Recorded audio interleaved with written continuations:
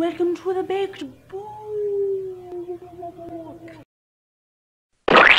Doing my December wrap-up, I was very involved in the community this month, and I was really excited about that. I did Vlogmas, and I did Booktubeathon, and I did 2 buddy reads. A very excellent way to exit 2016. All in all, 2016 has been a pretty good year for me. Definitely like a year of transition. A lot of stuff started happening, a lot of like projects going on.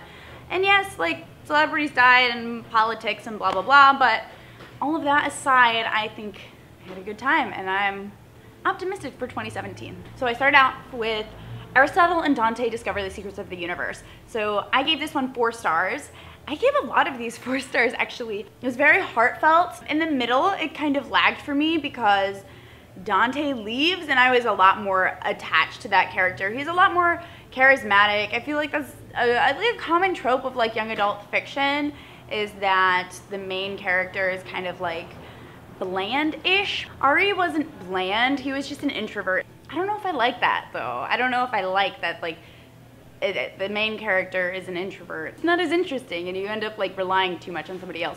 Anyway, enough said. I did enjoy this book because the ending was so good and the ending really like made it all up for me. So 4 stars for this guy. I did a buddy read with Allie Sugar. I will link her channel below. Reread Haruki Murakami's Norwegian Wood, and the funny thing about this is we like totally disagreed. I absolutely loved the ending and she didn't like it at all. The ending for me though, like I cried and laughed in like the same paragraph and it was amazing. This book is more of like a slow burn. It doesn't have like all of the magical realism that like a traditional Haruki Murakami novel will, but the characters are really complex and I really like the writing style. And again, I just really like the ending. I think a good ending can really just like make me forget about the middle of a book. 4 stars for this. I did not like the ending of this one. Harry Potter and the Goblet of Fire. So I did a buddy read with Jessie Shelf. I will link her channel below. Like we have both been like vlogging our Harry Potter reading experiences because we have both never read them before. So feel free to like check out her vlogs and I'll like link my vlog somewhere up in here. I started this maybe like a couple months ago and then I was not into it. It was so repetitive and boring. So I was reading them back to back to back. So I read this like straight away after Prisoner of Azkaban and I was like, ugh, I can't handle this. I don't want to continue on with this series. I'm gonna take a break. And then I saw Jessie was reading them. I was like, okay, let's do a buddy read. Like maybe this will help me. Because I'm really glad I did finish this because I did really enjoy the book. I like the tasks a lot. Those were my favorite parts. Ending was kind of like, I didn't like the ending that much. And it makes me hesitant to like proceed to Order of Phoenix because I don't want to enter the dark realm. I like the happy-go-lucky, ooh, we're being naughty at Hogwarts. But I gave this 4 stars also. Furthermore, I gave this one 2 stars. So I think part of it was reading this like directly after Harry Potter and it seemed like it kind of lending itself to some like ideas. The characters just were not there for me. I hated them all. The main character was so naughty and she would just not listen to anybody and she would do whatever she wanted to do. You're acting like you want to die. You're acting like you want to die. Like an unknown land and you are acting a fool and I don't have sympathy for you and you're just not really written well. I know you're like a 12-year-old. Be a little bit more self-aware. So I gave this one 2 stars. I can understand how people would like it because I did like the world a lot.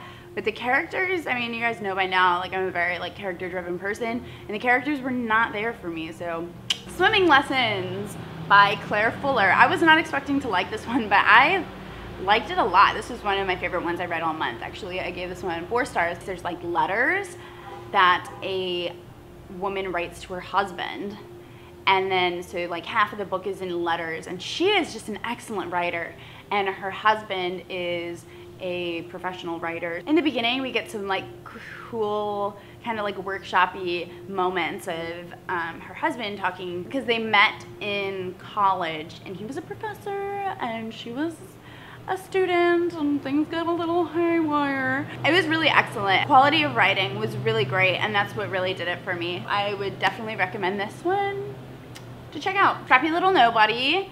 I gave this one 3 stars. I read this one for Booktubeathon. This is actually the only book I finished for Booktubeathon.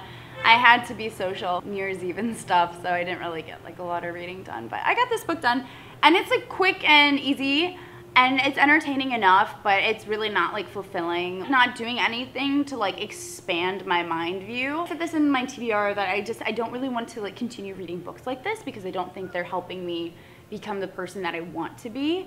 And then the last book I read this month was Brave Enough by Cheryl Strayed. It was good. I don't know if I would recommend it, really. Like, maybe it'd be like somebody's cup of tea, but she wrote Wild, and I read Wild, and I did like that, but I don't think it was worth all the hype, and I don't know if it deserves to be on the bestsellers list, but what does that list even mean anyway?